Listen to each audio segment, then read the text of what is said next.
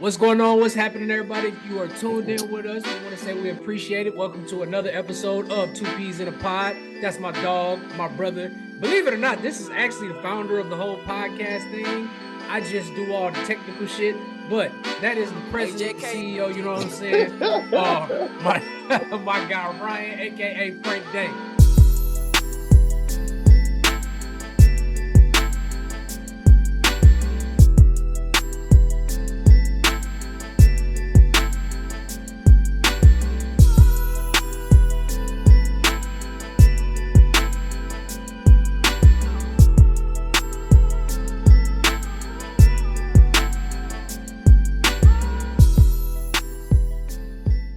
On, bro? How you doing, brother? How you feeling? I'm good, man. I'm good. It's lovely Tuesday night. You know what I'm saying? I'm happy, healthy. I got all 10 fingers. I said 5. That's a goddamn shame. All 10 fingers and toes, you know what I'm saying? Both arms, legs, both feet. I can't complain, man. I'm doing well. How about yourself? Same here, man. Same here. Another day. Blessed to be here. Yes, sir. Another day to get after it, make something happen. Another day, another dollar. The dollar don't stretch as far these days. No. After bills. Man, bills is like, thank God I paid my bills. No, for real. I been trying to tell people, bro, like, it's like after you pay bills and pay the mortgage and the rent and everything, it's like you got to sit in the house for a few days. Like, I got to get my money's worth. I gotta get my. Is it worth it? Better be worth it, motherfucker. Right. Not to mention shit, it ain't like I can afford to go any fucking where anyway. Right. I can go to the gas station. Shit, paying bills these days is just like going to the gas station. As soon as you get your paycheck, light bill, hey, gas bill, hey. It's that time of month again, nigga. And you know what I'm saying? Then here come the mortgage on the first of the month. So you got that, right? Yeah. you ain't okay. All right. I'm gonna be back in 5 days. You ain't got it. Hey, motherfucker. I'll be back fucking with you in 2 weeks. I'll be back in a couple weeks. 2 weeks, nigga. If you ain't 2 fucking weeks. If you ain't got it, just don't plan on being here when I get back. You can get the fuck out. Pretty much, man. That's definitely what it seemed like. Definitely what it feel like. Anyway, man, let's go ahead and jump off into some college shit, shall we? Yes, sir. All right, so first up, we got to talk about our beloved Oklahoma Sooners. This past weekend, we beat Tulane 34-19. Mr. Jackson Arnold, 18 of 29, 169 yards, 1 touchdown, 1 interception, 14 rushes for 97 yards, and 2 touchdowns. Ryan, what did you think of this performance? I'm gonna let you take this one first.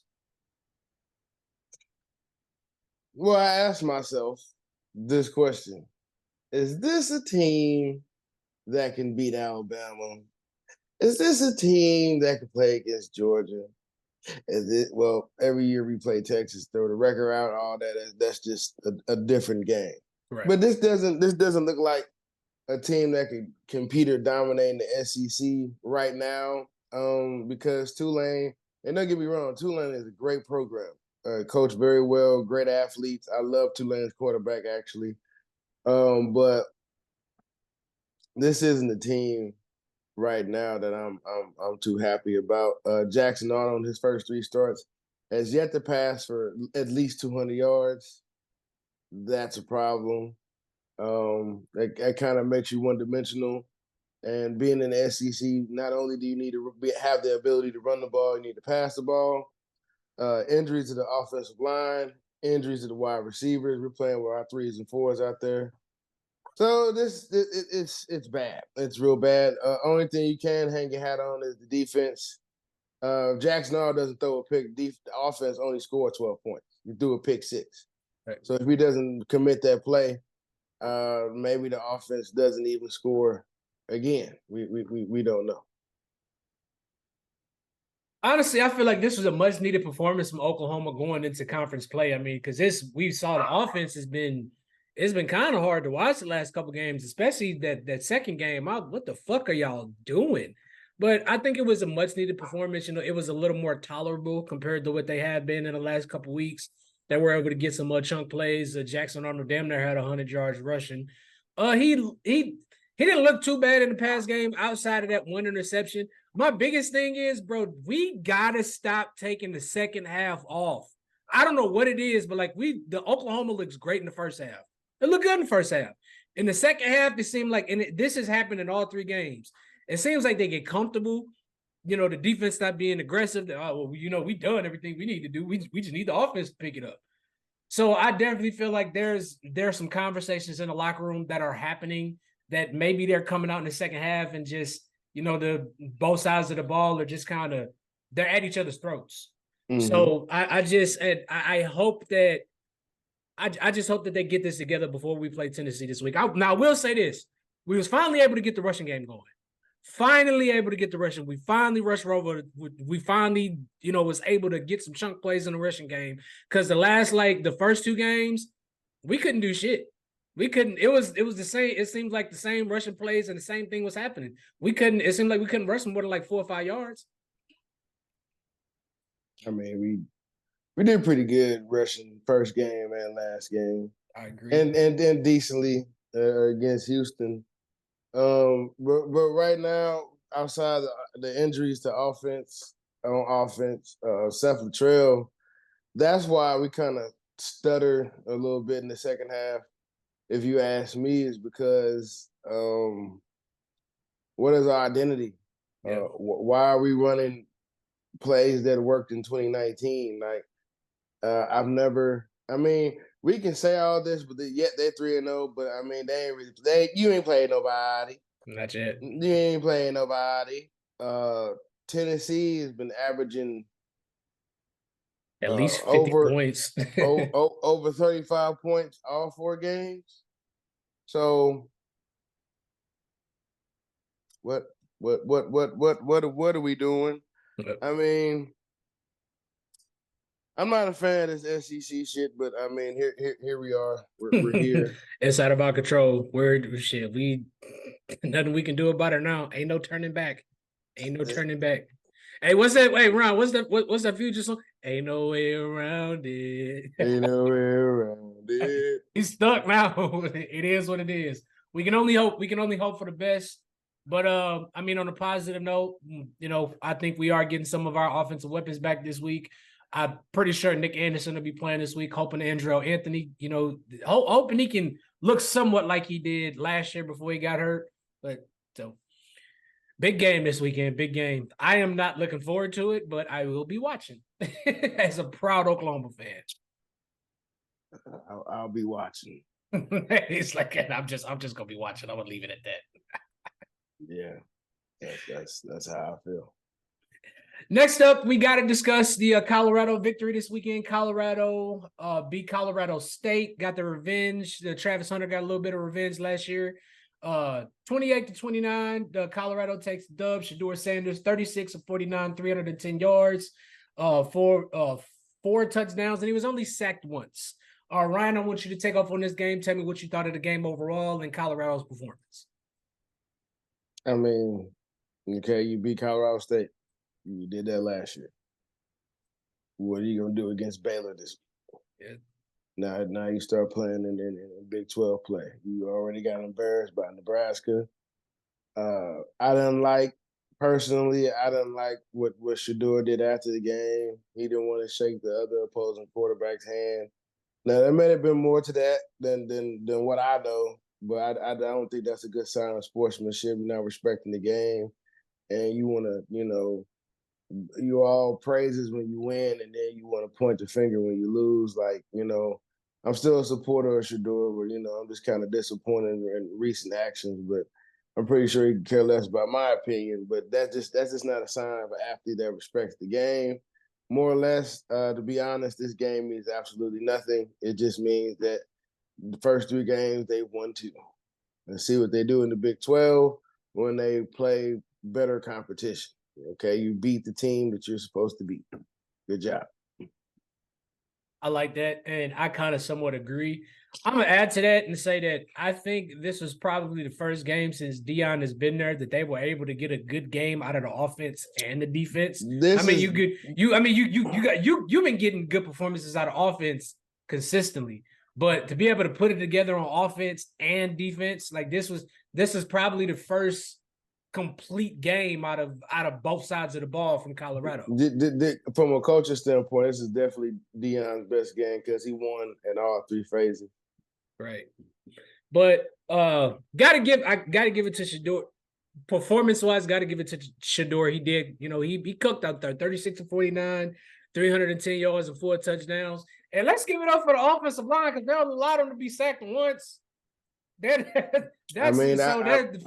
Honestly, that's a moral victory. If you play on this Colorado offensive line, for you, that's a moral victory. I mean, which was dope that he had all the offensive linemen with him at the press conference. I like that, but I mean, it's a long season, and if how they want their season to be, they'll be playing well in the January. So how they want it to go. So we'll just see with Baylor. Now Baylor isn't really one of the best teams in the Big 12, but it will get a good idea after that Baylor game.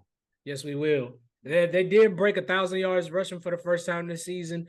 On the downside, though, even though the defense played well, they still gave up 340 yards. Got to clean that up, especially going into Big 12 week. I mean, you about to see some heavy hitters on the offensive side. The Big 12, they always talk about how the Big 12 is only offensive conference. You're definitely gonna see now. You are definitely gonna see now. I mean, they're definitely the deepest team. Yeah, I would agree. In the Big 12. Definitely the deepest team. So who's that? Colorado? I mean, no, deepest conference. Well, yeah, I would agree. I mean, they always have been, if you ask me, because it's always like for at least the past 20 years. I mean, granted, Oklahoma and Texas have always ran the Big 12, but you have a Baylor or Oklahoma State, hell, Kansas State. They had a couple good years till TCU made it to the fucking national championship. So that speaks for itself.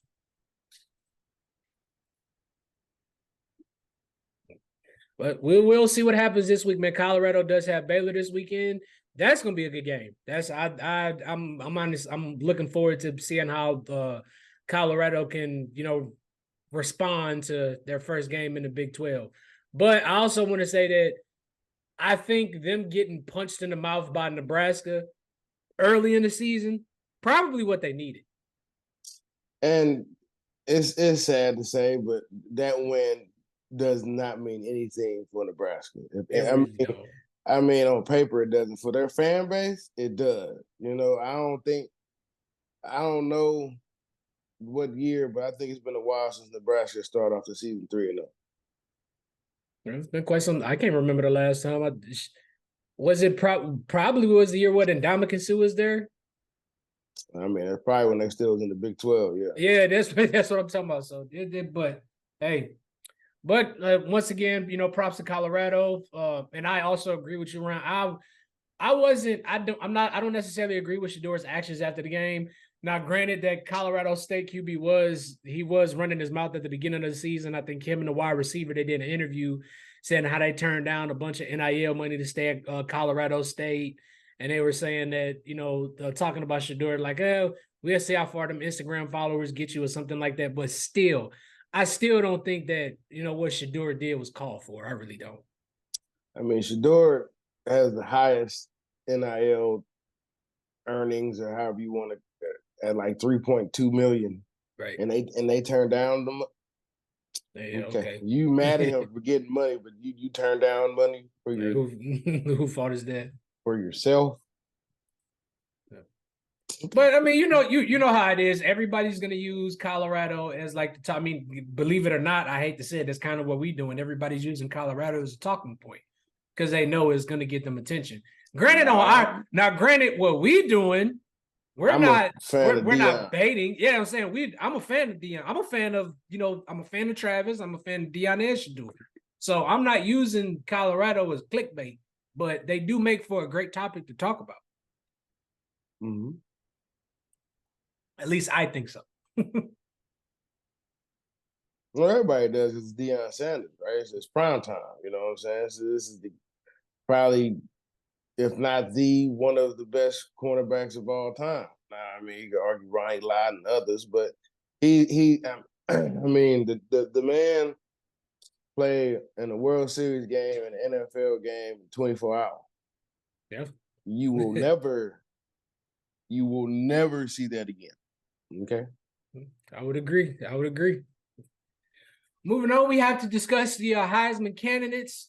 These four guys are at the top of the list currently. Cam Ward out of Miami, Jackson Dart out of Ole Miss, Jalen Milroe out of Bama, Nico Yamalaiva. I can't pronounce this dude's last name. Tennessee's quarterback. In Tennessee, we just gonna call him Nico. Yeah. It was Quinn Ewers was in the top 5. I think him and Cam Ward were kind of hand in hand, but he dropped out after getting injured this past weekend. But that's the third year in a row. Yeah. You being a starter, you have yet to play a whole season. Will he get drafted in the first round? Probably. Probably because the quarterback position is that important. But I mean, this is not a good sign of investment. And that's not me shitting on Quinn Ewers. I expect him to be there for the Texas OU game. But for sure. For sure. Boy. I mean, I don't know how much eligibility he has left, but you better get up out of Texas out of this year, dog. You ain't playing next year. Fuck, I was just getting ready to say that. Dog, that boy can play. I mean, his last name is Manning. You know what that whole situation reminded me of? Remember when Baker got suspended for, I think it was like that quarter or whatever, or like the first drive, and Kyler came in and took off for like, what was it, 60 or 70 yards against Kansas? Remember that? That's kind of what that reminded me of. More or less. Granted, as an Oklahoma fan, I'm not looking forward to seeing that motherfucker next year. I'm really not. Hey man, we should start with hiring an offensive coordinator that's known for calling offense, not a guy that is from Oklahoma, played at Oklahoma, graduated from Oklahoma. That's not friends with Brent. Like, bro, I'm sorry, bro. And I feel like that's the same thing in the workplace. Stop fucking hiring your friends. Hire somebody that's qualified to do the goddamn job, that has the credentials and the proven success. Okay. I don't know. You might be hiring a motherfucker to take your job. That's right. You got to think about these things. You know what I'm saying? Lincoln Riley, Bob Stoops, Bob Let Go, Josh Heupel. Josh Heupel was the offensive coordinator. Lincoln Riley comes in. Oklahoma takes off. Some things happen with some players that we're not going to get into. Bob Stoops retires. Lincoln Riley becomes the guy. OU turns into QBU. Really, that's wherever Lincoln Riley is QBU. So, maybe if we would have hired anybody that, I need to stop saying that, but maybe if we would have hired somebody that has credentials of being an offensive coordinator and winning at, either the NFL level or the college level or the high level of success, then maybe things would be a little bit different. But if you have a very young offensive line, or you have an offensive line that simply doesn't have a start, they getting most of their starts this year, you won't be able to tell how good they are until November. Right. I would agree. I would definitely agree, because it's definitely gotten off to a really rough start for Mr. Jackson Arnold this year. And then we started off wonderful on third down, which was a problem coming into that Tulane game. First half, we went like 6 and 8, and then I think at some point in the second half, we went like 3 and 9 or something crazy like that. Like, Seth, man, I want to believe in you, dog, but you're giving me much to believe in. We in crunch times, and you trying to go for trick plays that almost ended up being a turnover. I mean, you got to have potency in your offense to even try that kind of play, bro. Like, right. And we just don't have that, at least not right now. I totally anticipate we're going to see different football and scheme-wise on both sides of the ball from us. I expect us to give Nico fits, but that offense is going to move the ball. Oh, yeah. For sure. It's not even a matter of how, it's a matter of when. And the when is, when they do, can we get stops? I mean, and then obviously the play of the offense, but I don't know, man. I'm shit, I might be pretty drunk at halftime. Well, let's just hope it's not a repeat of what the fuck we had to, sit through at the Texas OU game 2 years ago. I mean, how Texas looks right now. We'll talk about that in a couple weeks. Just want to. He said I just had to get that off my system. But going back to the Heisman candidates, out of Cam Ward, Jackson Dart, Jalen Milroe, and Nico, which of these guys do you feel is the most confident that which do you feel the most confident in that which of these guys I can't get the words out. Which of these guys are you most confident in to win the Heisman at the end of the season? Cam Ward, Nico, and who we got? Jalen Milroe and Jackson Dart. Jalen Milroe, Jackson Dart. I mean, to be for real with you, man, right now it's a two-man race. It's between Cam Ward and Jalen Milroe. Jalen Milroe just looks like he understands the offense, knows what he's supposed to do, and he's going out there and executing. You know what I'm saying? They're not going for the gaudy stats and that. We got the win. We up 4 scores on your ass. Goodbye. And then Miami is sort of looking that way too. They're looking pretty dominant. They're looking like the best team in the ACC, like we predicted. Right now, it's all about sustaining it. And then Jackson Dart, I mean, he plays good against everybody else. Yep. You know what I'm saying? Like I don't know who Ole Miss has on their schedule. I know we got to play them in a couple weeks, and yeah. He said I'm not looking forward to that either. Then who else? We got Nico. Tennessee's looking pretty good. We got to play them this weekend. But to me, it's a two-man race right now. It's between Cam and then Jalen Milroe. Stats-wise, I think Cam is leading Power 4 schools in passing yards. Yeah. So that's usually a good indication of what things could happen after that if he keeps it up. Ultimately, I think Cam's leading the race, and I think he's going to lead the race. But what it's really kind of going to come down to, which they may try to, the Heisman committee or whatever may try to make this a factor into choosing the winner. It may come down to like the strength of schedule. Because if you look at Miami's schedule and Alabama's schedule, Miami has the more favorable schedule, which is why I think that it could end up being Cam. But if they really want to talk about strength of schedule and difficulty of opponents, Jalen Milroe could be a player at the end of the year. So I do agree that it's gonna be a two-man race. But really, I'm telling you right now, if I'm not even gonna say if. Because I'm very certain this is going to happen. When Alabama beats Georgia, Jalen is going to be at the top of the list. They're going to put Jalen at the top of the Heisman list until he has a really bad performance. It depends. Wait, does Alabama and Georgia play each other in the regular season this year? Yeah, they played a couple weeks. Weeks. Then they gotta go play Texas. Georgia has probably the toughest schedule. That made sure of that. in college football, but probably had it last year on paper too as well. Roll Tide, baby.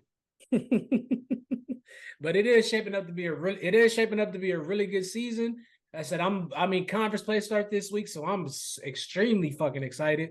And I know you excited because this is one of the best times of the year, baby. One of the best times of the year. No, any other year, yeah. I would have been excited. Yeah, I would have been excited. Now I'm just like, okay, bro, no excuses. No excuses. We got to go out there and play. Yep. Everybody has injury. But offensive line is a key part of how your season gonna be, man. Yeah, and right now they ain't giving me much to look forward to or believe in. And if you Jackson Arnold, you ain't really got a whole lot to look forward to either. I gotta go watch some highlights. I called Tennessee what I could, but by the time I called it, they was already beating the shit out of somebody. Right. Okay. Well, let's move on to another topic. Try to take your mind off of it a little bit. Granted, this is not a good topic to be moving on to, but we do have to discuss it. Tua Tagovailoa is officially he's gonna be out for about 3 to 4 weeks with a concussion. He tried to plow into DeMar Hamlin last Thursday, ended up knocking himself out on the field in a 31-10 loss to the Dolphins. Granted, Tua wasn't playing very well before then. He was 17 to 25, 144 yards for a touchdown and 3 interceptions. We're not going to discuss the game, but Ryan, I do want you to talk about this concussion with Tua and what does it mean for the Dolphins and what does it mean for Tua Tagovailoa? The Dolphins' whole franchise is in jeopardy right now. I mean, you got Will Levis. You can get Will Levis. There's Skylar Thompson. Not Will Levis. Ryan Tannehill is the backup. Oh, okay. That's Skylar Thompson. It ain't Ryan Tannehill. I don't think Ryan Tannehill to go back? No. My bad. Yeah, I mean, Skylar Thompson's had enough time with his offense from Kansas State. So, I mean, he should be able to run it, on script, on time. But right now, their franchise is in limbo right now. This is his third concussion in 3 years? Just about, yeah. 2 years? 3 years? I don't know. 2 years, no, third concussion in 2 years because he got knocked out twice last year. Or no, it's 3 years. Year before that, yeah. It was this 3 because he stayed fairly healthy last year. Yeah, so I mean, and a lot of that because he got down. Like you need to subscribe to the Peyton, Tom Brady, Eli Manning, Drew Brees diet, Philip Rivers diet. But I don't know why he ducked his head like that. I mean, if you're gonna do that, bro, you got to get down. You got to get down quickly. Like you can't be trying to run somebody over and then Hamlin, that's his name. DeMar Hamlin, yeah. DeMar Hamlin, yeah, he came over late, and then all the horrible chest jokes y'all made, you people are fucked up, man. Like this nigga died on the field, literally, and was able to be resuscitated. Like, come on, guys. But you better start looking at these quarterbacks. Yeah, I mean, I definitely would, or at least try to keep at least look at. Me personally, I say if you're the Dolphins, you need to do whatever you can to keep a viable backup on that team at all times as a precautionary measure, because, like you said, this is Tua's third serious concussion in 3 years. Granted, he was able to stay healthy, get his ass down last year, so he props to him for that. This one, honestly, bro, this is solely on Tua. This is nobody else's fault, but like, bro, you of all people know your medical history.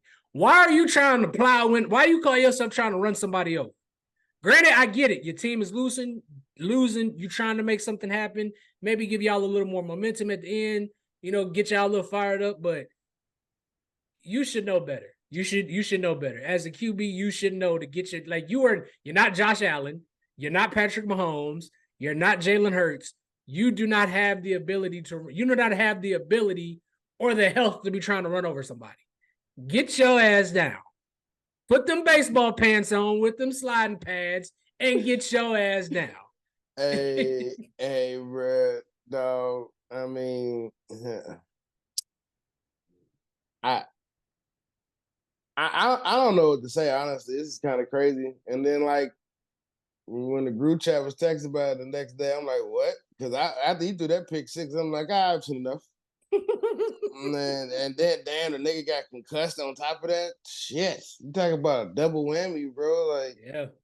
I mean, we'll just have to see what the backup does. Who they got next? Next week. Damn, I that's the one thing I didn't write down. My bad, bro. I think who do they have next? Let me see here. They got the Seahawks. So, I mean, but the Seahawks are riding high at 2-0 right now. So, which we're gonna get to a little later. That's what I'm saying. And that defense didn't really look all that impressive. Like they be trying to say, Miami defense is really good. Though. Okay, they ain't showing me nothing yet. All right, I heard you. All right, well, Ryan, let's go ahead and jump off into some games, man. We're gonna talk about some of the big games last weekend. We're gonna do a little bit more time though. I know I said 45 seconds. I feel like 45 seconds possibly wasn't enough time. So this week we're gonna go 1:15 if you cool with that. Minute 15. Shit, nigga, I could do 45 seconds. Nigga. Okay, well, shit. Let's go. We go. All right, let's cut it back That's, down to 45 then. that's too much motherfucking time, nigga. You just gotta let me know. You gotta have the timer go You know off so what? I Fuck can it. hear. Let's make it a solid minute. How about that? 60 seconds. Okay, yeah. So let's make it a solid minute. So first up, I couldn't wait to get on her and talk about this one, and I know you couldn't either. First up, we have the New Orleans Saints beat the Dallas Cowboys this weekend, 44-19. Ryan, you got a minute to talk about this game and tell me what you thought of the performance from both teams. Hey, Your Dallas. time starts now. Hey, Dallas. This team has lost their last 2 times and 3 times in the Super Bowl, but they got there, you know. See, with Dallas, you just don't know what you're going to get. You know, the Saints have been ass last year. Dallas is pretty good last year, and then the Saints have scored on their first 15 drives of the fucking season. So Dallas is going to be Dallas. I don't know why you people love Dallas so much, because they don't do the shit that you expect them to do when they're supposed to do it. So with that being said, it's Dallas. Shout out to Derek Carr, though. Okay. All right. Right on. So first and foremost, shout out to Derek Carr. Having reinventing yourself or whatever. But this is what happens when you get a viable fucking play call on the offense. That's Clint Kubiak over there running that Saints offense. This Saints offense is what this Saints team is what I expected them to look like last year. But them to come into Dallas, the second game, the home opener, the second game of the season, to hang 44 points on fucking Cowboys' head, that's a cause for concern. I know Jerry Jones is pissed. Like, Dak, we just paid you all this fucking money. CD, we just gave you all this fucking money. Not really CD's fault, because I mean, it seems to me like that nigga was getting double teamed like a motherfucker. If anybody get off, it ain't gonna be your ass, motherfucker. The issue in this game, and I think is the issue with the games that I've seen so far with the Dallas Cowboys, they gotta get the fucking running game going. That's pretty much why the Saints beat them, because they couldn't do nothing else. Every time Dak get the ball, where's CD? Where's CD? There he is. Oh shit! That's pretty much what the fuck was going on all goddamn game. But props to the Saints and Derek Carr. The Saints, they look good this year, man. They look good. Like I said, they look like the team that I expected them to be last year. Again, it's week 2, guys. So that's kind of fucked up. As for the going back to the Dallas Cowboys, look, man, y'all signed Dalvin Cook. Figure out a way to get him going, because Zeke definitely. Zeke is not. He just ain't doing it, and neither is nobody else on the run game. And y'all running game. I tell you what, man. Only Barry Sanders can put up gaudy numbers from the offensive line. Yeah, that's it. Just Barry. Everybody else needs the offensive line. Fair enough. Moving on to the next big game, we had to discuss the Raiders with an upset win this weekend, 26-23 over the Ravens. All right, I want you to give me your full breakdown and what you thought of this game between both teams. Your minute starts now. Why are you not running the ball? Do you not like running the ball? You got Derrick Henry to run the ball. You're trying to turn Lamar into fucking Patrick Mahomes. I get it. He got his money and all that shit, and he won the MVP and all that. But run the ball, bro. How are you? Were they up like 23-10? At one point, yeah. In the fourth quarter? Yeah. And lost. Because you're keeping your defense on the fucking field too long. Run the ball, work off play action. I agree. I'm going to piggyback off what the fuck you said. Y'all got Derrick Henry. That speaks for itself. Why the fuck is Lamar throwing the ball 34 times? Y'all had the lead in the fourth quarter. You got Derrick Henry for a reason. Fucking pound the ball, run the clock out, win the goddamn game. Go on a 5-minute drive. This is what lost y'all the fucking AFC Conference Championship. Y'all getting away from doing what the fuck works. Then, bro, do y'all not realize Las Vegas only had 27 total fucking rushing yards? on top of y'all getting 5 sacks, and y'all still found a way to lose this fucking game. You can't blame Greg Roman, he ain't there. Can't blame the defensive coordinator, he ain't there. So Harbaugh, this loss is on you. This loss is on you. Y'all better get this shit together quick, because it ain't very many teams that have made the playoffs starting off 0-2. Points were definitely made, my friend. And by the way, It's only been three. That I think it was the Bengals last year. That was recently. Yeah. Two. It was the Texans last year. It was the Bengals 2 years. It was the Bengals 2 years ago, and I don't remember who the other team was. It was somebody in the 20th century.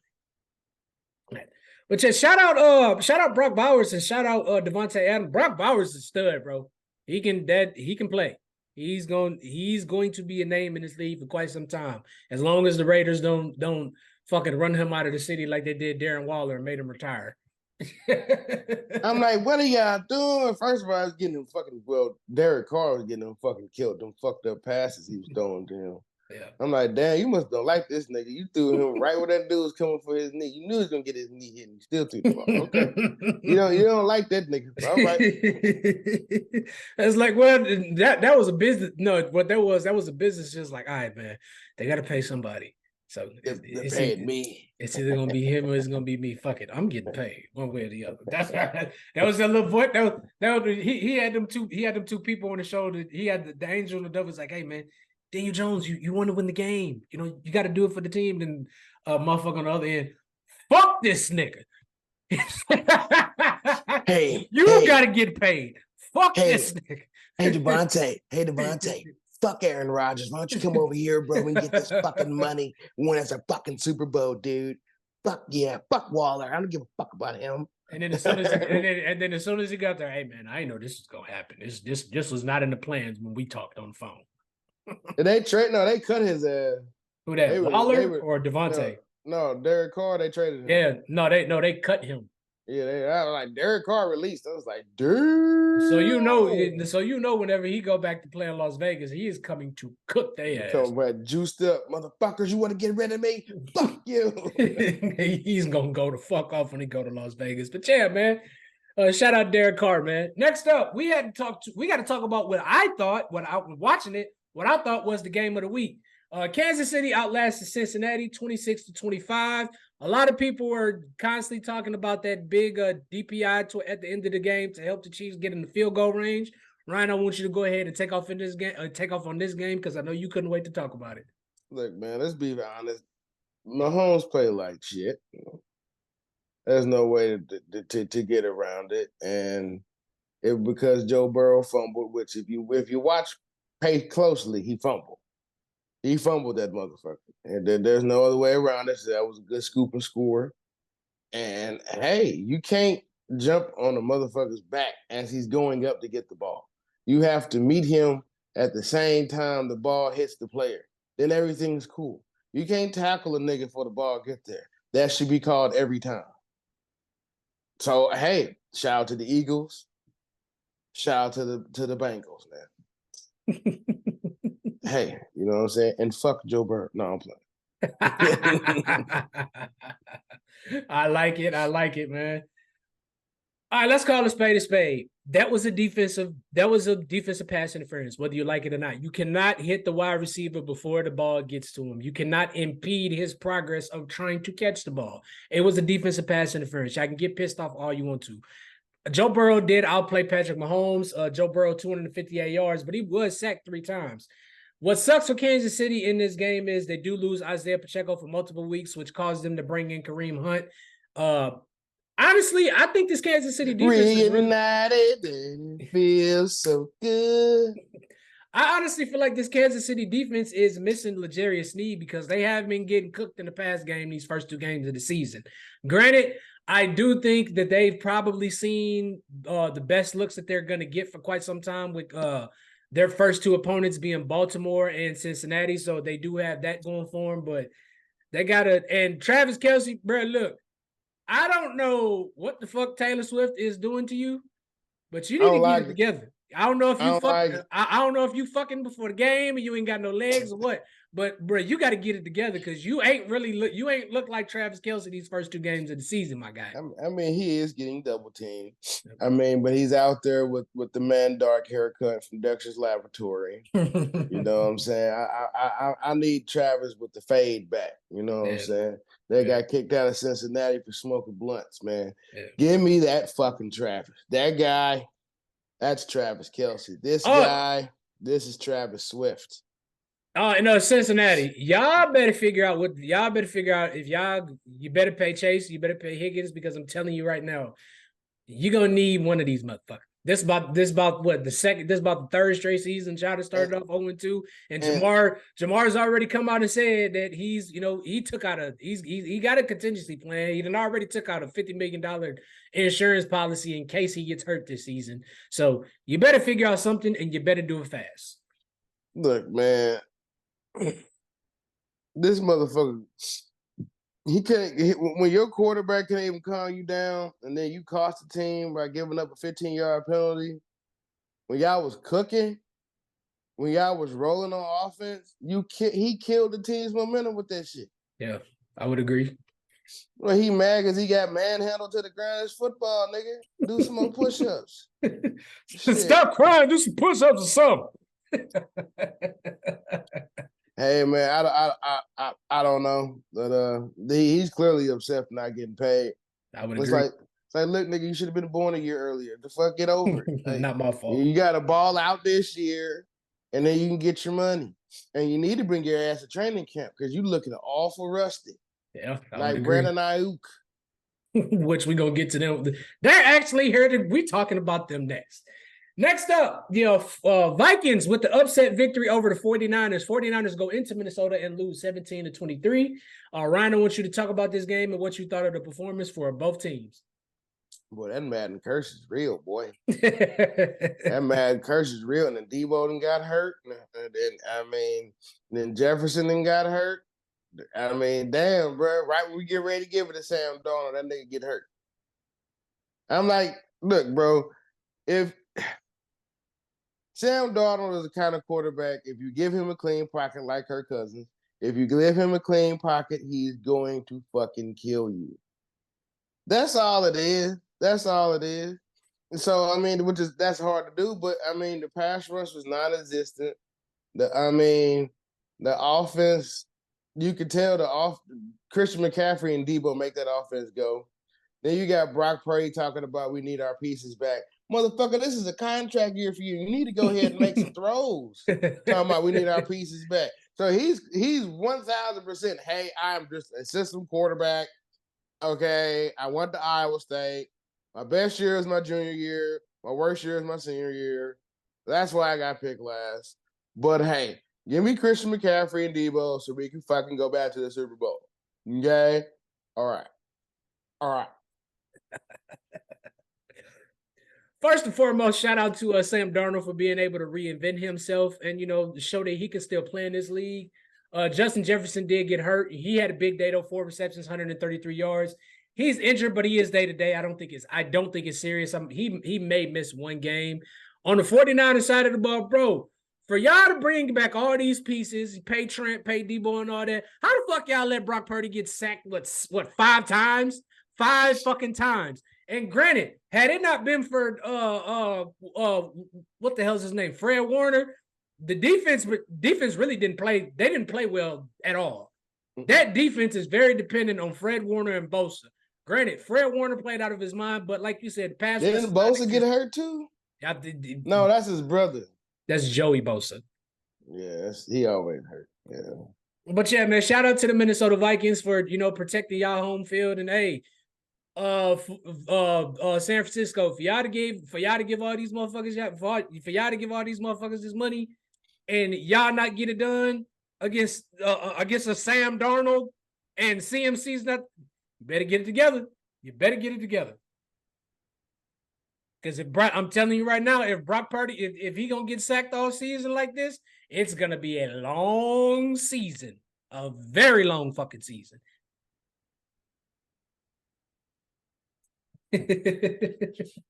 Madden curse. Moving on, we have to talk about what Kyler Murray and the Cardinals did to the Rams. I'm actually gonna take this one first. This game, honestly, this game put me in the mind of when somebody that's been bullied find out that they bully really can't fucking fight.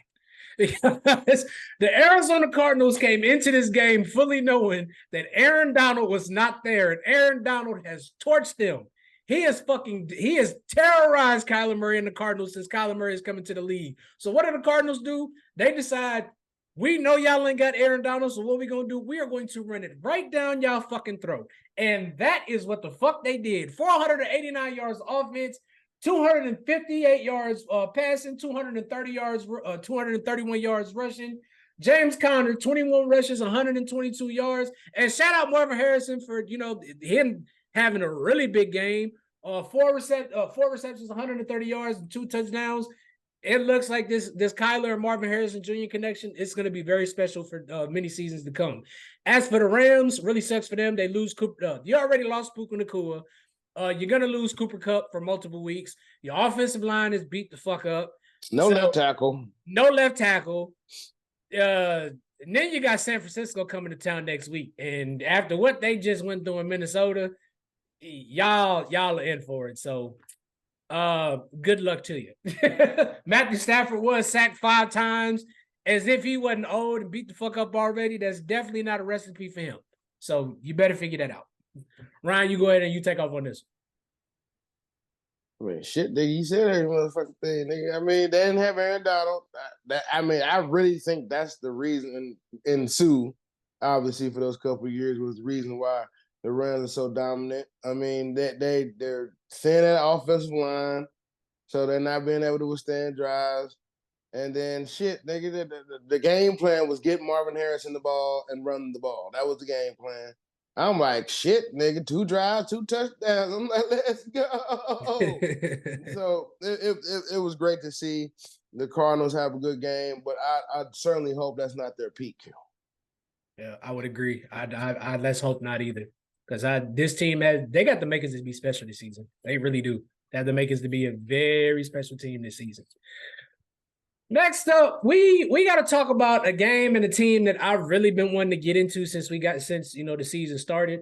The Chargers beat the Carolina Panthers 26-3. It was a typical Harbaugh type of day. Ryan, I want you to go ahead and break down this team and talk about the Chargers as well as the Panthers.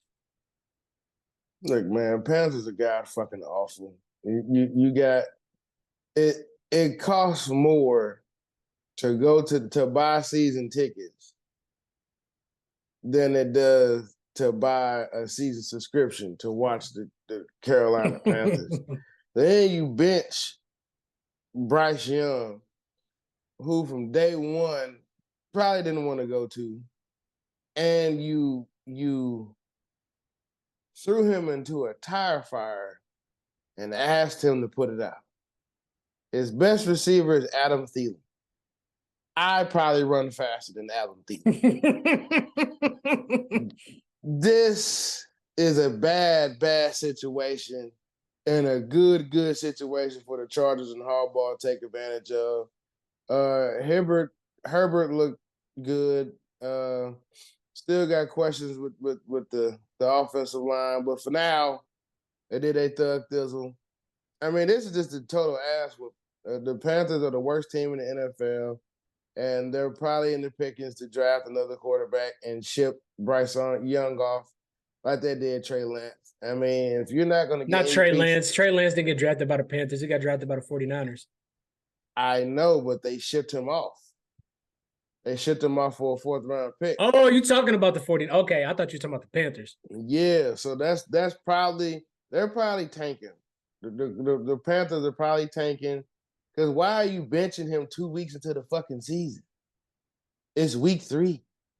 Yeah, that doesn't make any sense to me. So they're probably tanking to get either Shador or Quinn Ewers or Dylan Gabriel, which I don't know. But do you realize Dylan Gabriel, if he has a Bo Nix season this year, stats wise, will be the all-time leading passer in NCAA history. I didn't know that. I honestly did not know that. The motherfucker's been playing for 6 years.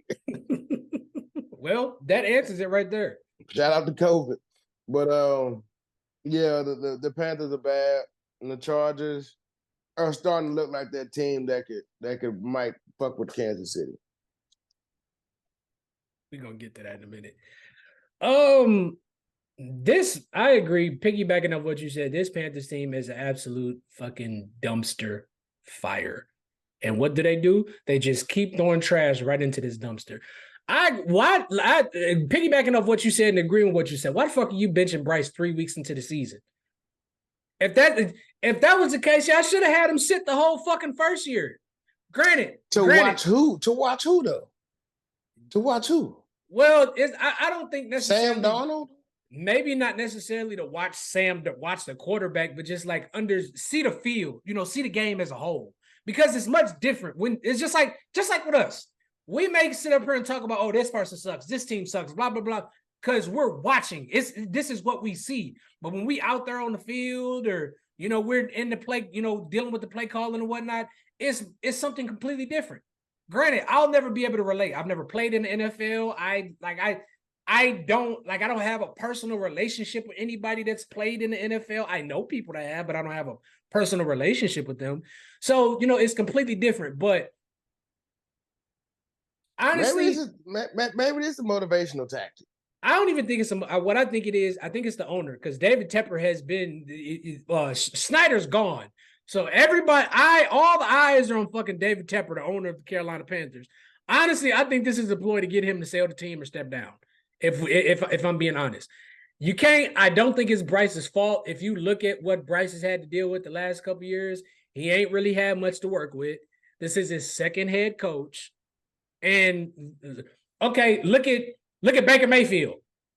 Everybody tried to talk about how Baker was on his way out the league and he wasn't that good and blah, blah, blah, blah, blah. What'd he do? Led the Tampa Bay Buccaneers to the fucking playoffs last year. And he's got them at 2-0 this year, and he's looking good. So, but he inherited a team that was decent on defense, good on offense. You know what I'm saying? Kind of like. Yeah, but I'm sorry, go ahead. Kind of like how Sam Darnold situation was. I mean, can we withstand it? But like, he has a legit play caller that's won a Super Bowl, being a play caller. Right. Sam Darnold has. Baker Mayfield inherited a team that just won a Super Bowl a couple years ago. Some of them decent amount of those players are still on the team. So is it a situation of bad put together teams or good personnel? Or bad personnel, because that's what the fuck it looked like right now. It's also about schemes too. Like that too. Like for Oklahoma, like I feel like we have on offense, I feel like we have enough talent to win 9-10 games in the SEC. But the scheme offensively, I don't know. Maybe that's limitations on the player, because you got to coach to your player's strengths. Yeah. You can't just tell them, hey, this is the system. Go ahead and run it. That's not going to work. I mean, it can if that player is good enough to adapt. But you can have a system, but you got to take pieces and coach to the player's strengths. I agree. We do got to keep it rolling on, Ryan. We do have to talk about the game that went on last night between the Falcons and the Eagles. The Falcons outlasted the Eagles 22-21. Kirk Cousins in prime time. I want you to talk about this game and what you thought of both teams' performance. Your 1 minute starts now. The game was close in the first half, and then the Eagles started moving the ball. And then, I mean, we got to talk about the Eagles' defensive line. But anyway, if Saquon catches the fucking ball, the game was probably over. We don't see this drive. They run the clock out because the timeouts was gone. So they just going to run the clock, probably run up the middle bullshit, and the game was over. This was terrible play calling. This is why people want to fire the Eagles coach. And Kirk Cousins just had a clean pocket. He didn't get touched. And niggas is getting open. They had Kirk Cousins looking like Tom Brady. That was a Tom Brady fucking end. I'm like, what the fuck? Hey, that wasn't on Jalen. I don't care what nobody said. That wasn't on Jalen.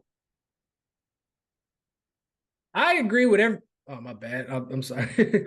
I agree with everything that you said. Kirk Cousins, hell, he got out there that last minute and a half and showed them why they gave him that $200 million guaranteed contract.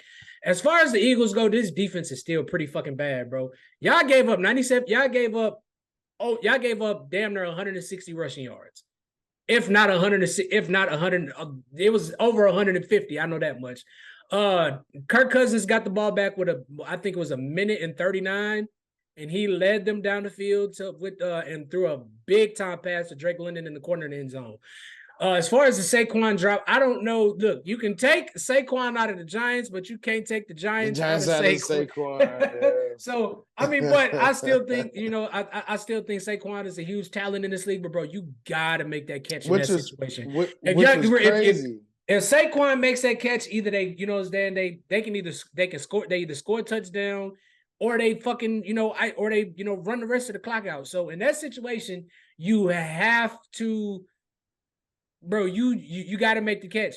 And the Eagles controlled the time of possession the entire game. That's what kills me. What that tells me is the Falcons just made the best of the possessions that they did get, and the Eagles didn't do enough. Yeah. So I mean, I definitely don't think that game was on Jalen. It's just little stupid mistakes, little stupid mistakes. Bam! If Saquon catches that ball, he might fuck around running the end zone. Yeah. I mean, he definitely gets the first. He definitely gets the first. Right. But what's crazy is that's how they was moving the ball partially. Yeah, with Saquon. Yeah, and then fuck, That was like, yeah. Atlanta, man, they that 6-play, 70-yard drive with 1:30 on the clock. And he was dotting everything. Yeah, playing that fucking I don't know how the fuck y'all let them go 70 yards and each one of these wide receivers were wide fucking open. They was like 25 yards from the closest receiver. Playing that fucking prevent coverage. Like, bro, y'all still, man. I need to move on because these motherfuckers gonna raise my blood pressure. Hey, I was like, okay, wow, now Kirk Cousins won for her. All right, okay. Last but not least, has been a hot topic since this game has been a hot topic since it went on. The Bears lost to the Texans 13-19.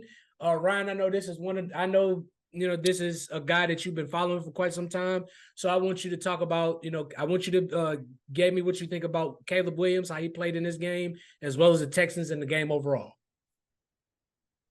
Well, he started off the game on the money. I think he completed like his first 5 or 6 passes.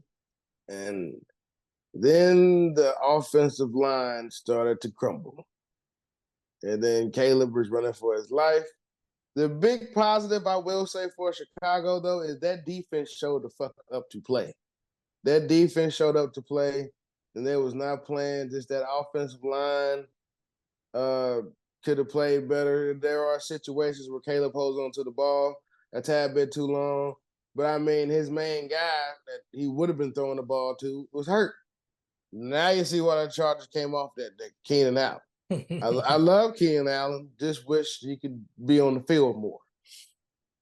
Now, C.J. Stroud was struggling because of that fucking pass rush.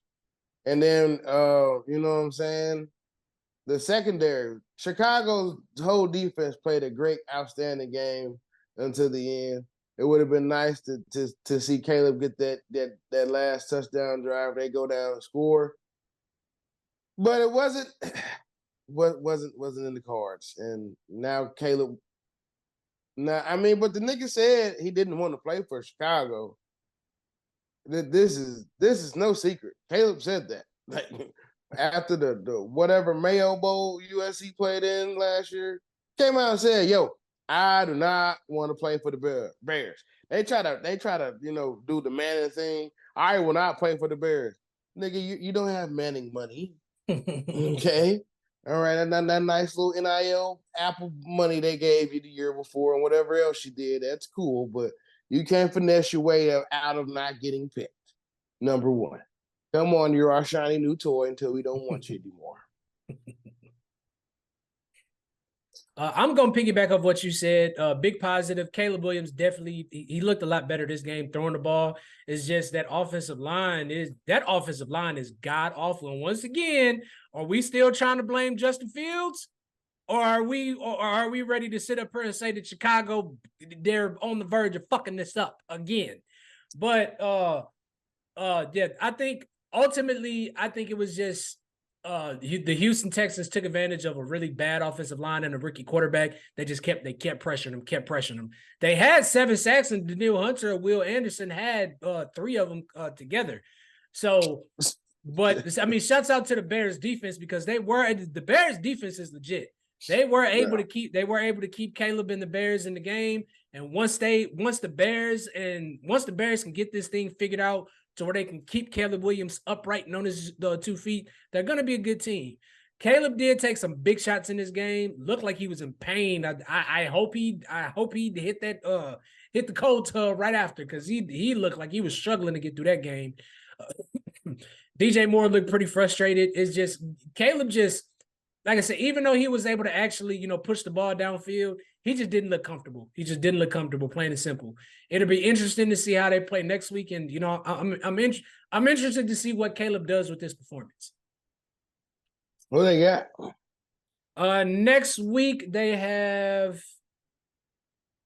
got the Colts next week, and we saw shit. If Green Bay can run the ball against that Colts defense like they did. Shit, I don't know. And this is why hold on, before you say anything, shout out to Malik Willis, man. Shout out to Malik, bro. I'm happy for you. I'm happy for you, dog. I'm happy for you, dog. I rooted for you coming out of Tennessee. I don't agree with what Tennessee did to you, and it was, for me, it was happy to see you get that win, dog. You played well. You played your ass off. Shout out to Malik. Shout out to him, but the nigga only threw the ball 16 times. And he looked good. Yeah, all 16 times he threw that motherfucker too. Josh Jacobs had over 100-something yards, but 32 fucking carries. They're going to run this nigga in the dirt and treat him just like how they treated Aaron Jones. Well, this game, I think I think the message to Malik Willis was, look, man, just do enough not to lose. You don't got to win the game. Just don't lose the game. You ain't got to don't do too much. Do just enough to where we don't lose this game. And I think that was the game plan. A heavy dosage of Josh Jacobs and a lot of play action RPO shit with Malik Willis. And he played the hell out of that role. And I think that, like I said in the last episode, they just need him to get through. Jordan Love is coming back, so they just need him to get through these next 3 weeks of Jordan Love being hurt, and just be serviceable. That's all. Just do enough not to lose the game. Exactly. But shouts out to the Green Bay. They usually find a way. So yes, sir. I would agree. All right, moving on. We're going to make this a real quick segment. We're going to talk about some of these 2-0 and 0-2 teams. First up, we are going to talk about the 0-2 teams. Only 6% of these teams make the playoffs after starting 0-2. We have at 0-2, we have the New York Giants, the Carolina Panthers, the Los Angeles Rams, the Jacksonville Jaguars, Indianapolis Colts, the Denver Broncos, Cincinnati Bengals, and Baltimore Ravens. Ryan, we're only going to go with 2. Out of all these, I want to separate. I want you to pick 3 teams in these topics. Who was the most surprising at 0-2? Who do you think can really turn it around at being at 0-2? And out of all these teams that are sitting at 0-2, which do you think their season is already over? Probably the Colts. Their season's probably already over. Broncos, Carolina. Pick one. You got out of all those. You just got to pick. Out of all those teams, when you look at them being 0-2, and like you look at this, like what's ahead of their season or whatever, and what they got to deal with. Out of all these teams that's 0-2, What team do you think that their season's already over? Carolina, they got some motherfuckers over there that want to play favorites and don't know how to run a football organization. So have fun with that bullshit. Surprising 0-2. Um, them AFC North teams didn't really see it like that. Damn sure didn't see the Bengals losing to the Patriots week 1. I mean, and I damn sure didn't have the Raiders losing to Ravens losing to the Raiders in week 2.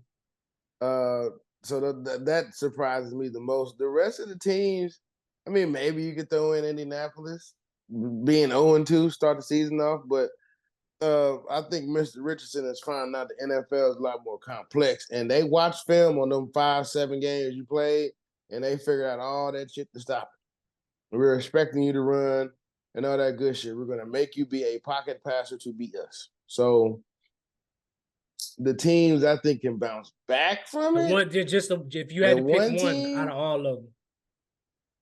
I mean, since they done it before, I'm gonna go Cincinnati, but I'm not overly confident in that shit. I'm not overly confident in that shit at all. For me, the team whose season is already over, you pick Carolina, so I'm gonna go to Giants. Like, bro, y'all already jumped out to a really shitty start. It's not gonna get no good for y'all. Y'all got the Browns coming up. Y'all got the Cowboys. You got Seattle, Cincinnati, and Philadelphia. It's not going to get any better for y'all at all. No. The team I'm most surprised at being 0-2 is definitely Baltimore. I don't think it's Cincinnati because Cincinnati started off very slow the last 2 seasons. So as far as the team that I think can really turn it around, I'm going to agree with you and say Cincinnati because they have done it before. No, you know what? Scratch that. I'm going to say Baltimore because Cincinnati got more internal shit going on. You got Chase if come. You just got a big ass crybaby needs to grow the fuck up, bro. You came in a year after them niggas. Of course, they're getting paid a year before you. Well, that they don't have Joe Mixon to pick up some of the take some of the pressure and the weight off Joe Burrow. And do we know what happened with Joey? Because they bent up on his ankle real good. With Joe Mixon, yeah, real good. I didn't. I got to double check.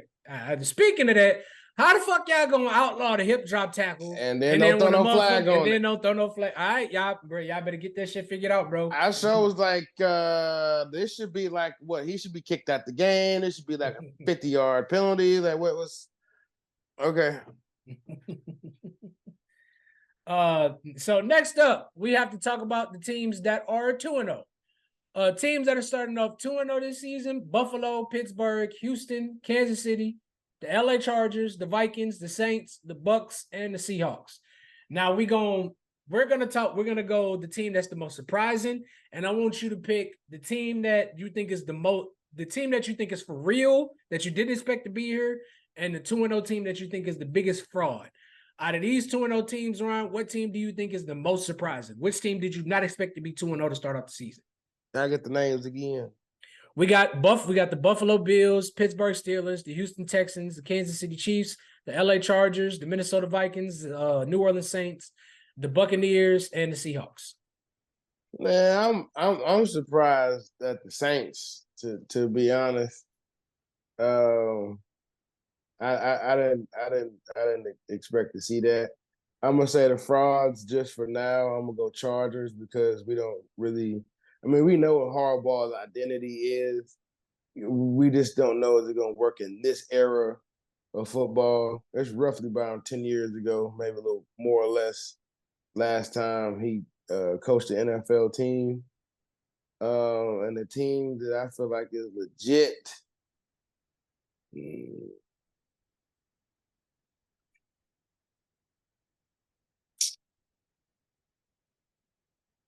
Might be the Buccaneers. Because that's one of the few teams that just gel. Everybody has a role and they play their role, and that's a team that they genuinely look like they enjoy playing with each other too. For me, the team that's the most surprising, I agree with you, is the Saints, only because I didn't expect them to get off to the season like they did. I mean, 40 points in back-to-back games. Derek Carr looks great. Like and they look, like I said, the Saints look like I expected them to look last season. So they look real good right now. The team that I think is like for real, like they are legit for me, I'm gonna go with the obvious picker and I'm gonna say Houston. They look really good. Houston looks like a really good team. They got a lot of wide receiver depth.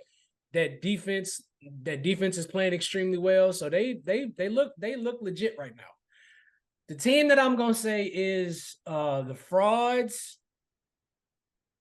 It's kind of hard to pick between both these teams because when I look at their schedule, like when I look at like scheduling and what they got to deal with the upcoming season, it's really hard to call either one of these teams frauds. But I'm gonna go with the Chargers only because I think their style of play in this day and age, I'm not so sure how well it's gonna hold up. Like granted, I mean, some of these running backs have looked really good to start off the season, but we're not in the league where you can just run the ball where you can win fucking with 200 yards rushing. You got to be able to pass the ball at some point. So for now, I'm gonna go with the Chargers. I don't think the style of play that they've been trying to uphold is going to be sustainable. Ain't no Frank Gores on that team. No, but they do got a J.K. Dobbins he's looked like he's having a resurgence here. This is 130 yards in 2 back-to-back weeks. All right, last but not least, we have rapid fire picks of the week. We're going to go through rapid fire game picks of the week. We're going to go through the game. We're going to go through each game that's going to be played in week 3. And I want you right off the top of your head, Ron, who you think is going to win that game. First up, we have the Patriots and the Jets.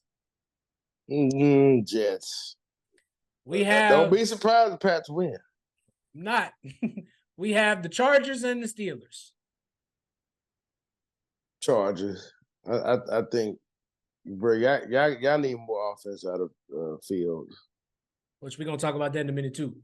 49ers and Rams. 49ers. I don't know. It's a toss-up. Everybody hurt. Chiefs and Falcons. Chiefs. I don't know.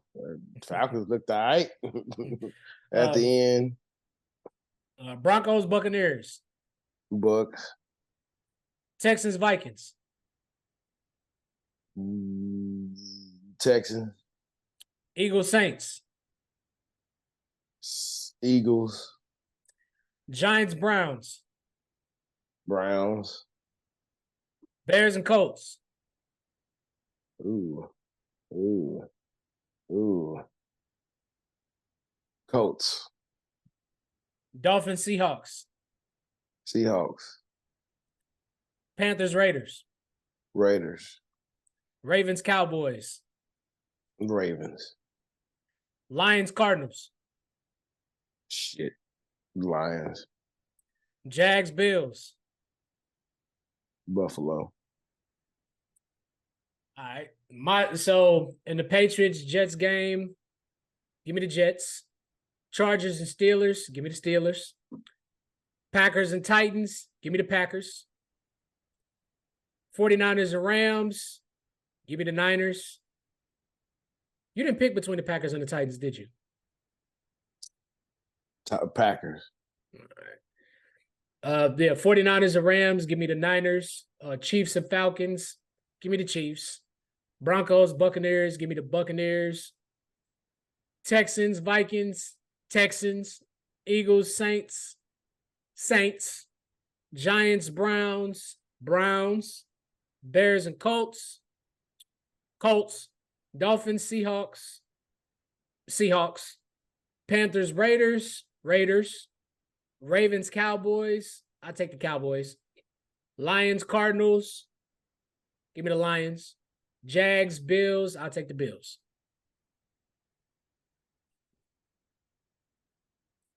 We got a bunch of opposite picks this week. Yeah, shit, man. The NFL, it get dicey real quick. Yeah.